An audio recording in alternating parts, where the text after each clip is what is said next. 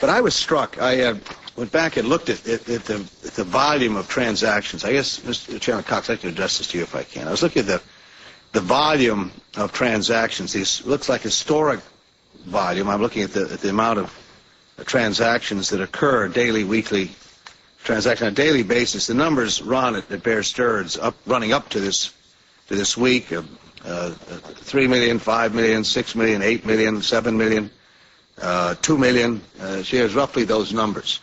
You get into the week of March 10th through the 14th, and the volume jumps to 32 million, 54 million, 26 million. On Friday, March 14th, 186 million, a substantial jump in volume. I'm also intrigued about the 30-day puts, the $30 puts, excuse me, over 10 days. There seems to have been a rather significant. In fact, someone ran the math on it for me, and if you made a $600 investment on Thursday in Bear Stearns, on Monday that was worth about $37,000. Not a bad deal to make. To what extent is the Fed looking at this? Not the Fed, the SEC. And I understand you answered the question earlier. You can't comment on investigations. Let me put it this way to you, I guess, Joe. I mean, I would hope that you're looking at this. And to the extent this kind of spike that occurs here would seem to be must have triggered some sort of bells and whistles at the SEC here. This goes beyond rumors. There's no violation in law about rumors. There is about collusion. And when I look at a 10-day and 30-day puts, I wonder what's going on here, and whether I see this spike, it at least raises bells and whistles in my mind what's going on. And I guess I can ask you this. Did your agency react to this at all? Was there a reaction going on that week to these activities? Yes, Mr. Chairman. Your hopes will be, I think, met and exceeded with respect to the agency's response to these concerns. Well, there you heard it. The good news is Cox committed the SEC's Enforcement Division to actively getting to the bottom of the illegal naked short selling that was so obviously responsible for crushing Bear Stearns' stock price. The bad news is this is the same SEC Enforcement Division that spent the better part of a decade actively ignoring plain as the nose on your face evidence of Bernard Madoff's epic scam. The same Enforcement Division that, according to a United States Senate report, wrongly fired SEC investigator Gary Aguirre when he discovered evidence of insider trading by someone Aguirre's superiors deemed too politically powerful to charge with the crime.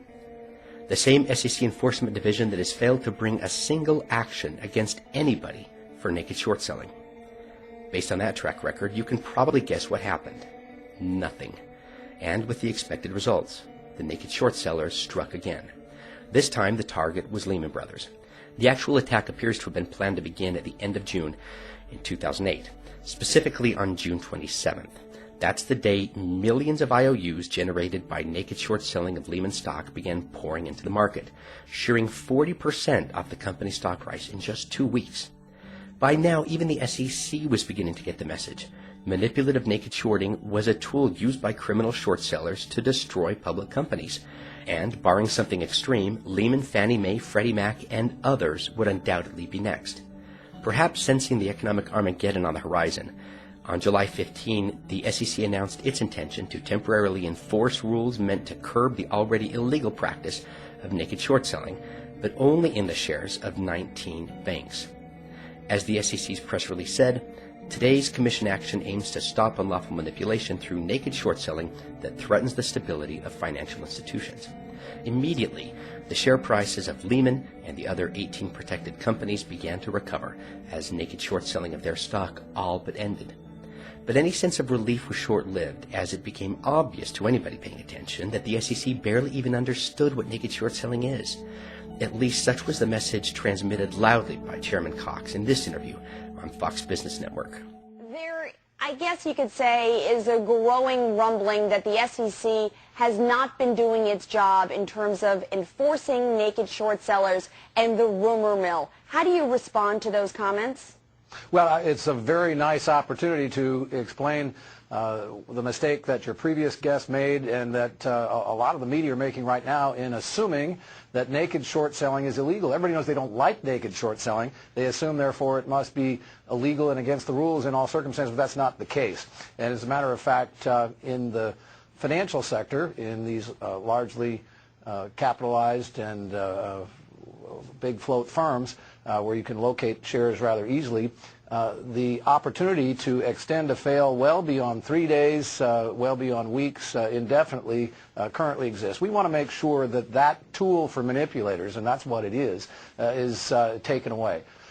We are not at all interested in tamping down on legitimate short selling, but what we are after is this sort of witch's brew of the manufacture of false information and then driving the price of the stock down, not through normal laws of supply and demand, but through the manufacture of shares that don't exist, and that's what naked short selling lets you do. And so the emergency order expired in mid-August, and the SEC gave no sign of any willingness to follow up with another. 5 months had passed since the takedown of Bear Stearns, and the prevailing attitude on Wall Street was that the SEC's little experiment in rule of law was over.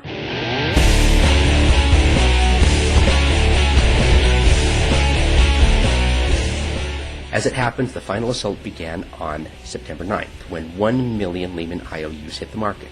The next day, 6 million. The day after that, 23 million. The day after that, 32 million. The day after that, it was September 15th, 28 million. On that day, under the crush of 90 million failed trades dumped into the market in just 1 week, Lehman's stock dropped to 21 cents, and the company declared bankruptcy.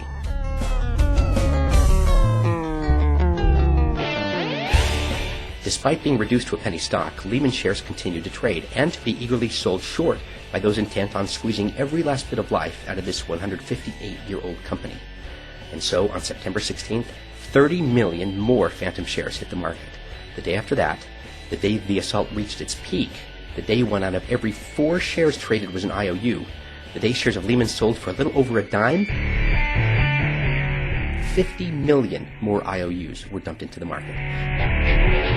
By September 17th, under a deluge of another 42 million phantom shares, Lehman traded for a nickel. By September 18th, 2008, Lehman Brothers was gone. That very day, as if to draw special attention to its own unique worthlessness as a regulator, the SEC sprang into action, issuing another emergency order intended to strengthen investor protections against naked short selling, in addition to enacting a new rule that makes clear that those who lie about their intention or ability to deliver securities in time for settlement are violating the law when they fail to deliver.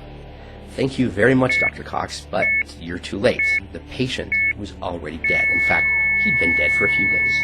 And as the Wall Street Journal reported 1 week later, the global economy died with it.